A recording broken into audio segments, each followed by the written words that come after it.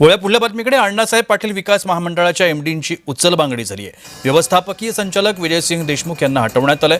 नवे एमडी म्हणून अविनाश रणखाम यांची नियुक्ती करण्यात आली। अध्यक्ष नरेंद्र पाटील यांनी देशमुखांवरती आरोप केले होते। पाटलांच्या आरोपानंतर राज्य सरकारने ही कारवाई केली आहे। अण्णासाहेब पाटील विकास महामंडळाच्या एमडींची उचलबांगडी करण्यात आली आहे। नरेंद्र पाटील यांनी काही आरोप केले होते। आरोपानंतर राज्य सरकारने ही कठोर कारवाई केली। अण्णासाहेब पाटील विकास महामंडळ हे महत्त्वपूर्ण महामंडळ म्हणून याकडे पाहिलं जातं। महामंडळाच्या एमडीची उचलबांगडी झाल्यामुळे सध्या राजकीय वर्तुळामध्ये विविध चर्चा रंगल्या। अविनाश रणखाम यांच्यावर आता महामंडळाची जबाबदारी सुपूर्द करण्यात आली आहे। व्यवस्थापकीय संचालक विजयसिंग देशमुख यांना हटवण्यात आले।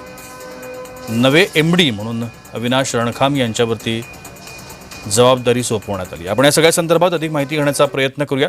आमचे प्रतिनिधी मनोज दयाळकर आता माझ्यासोबत आहेत। मनोज, बरोबर आपण या ठिकाणी पाहतो अण्णासाहेब पाटील आर्थिक विकास महामंडळाच्या एमपीची उचलबांगडी या ठिकाणी करण्यात आली आहे।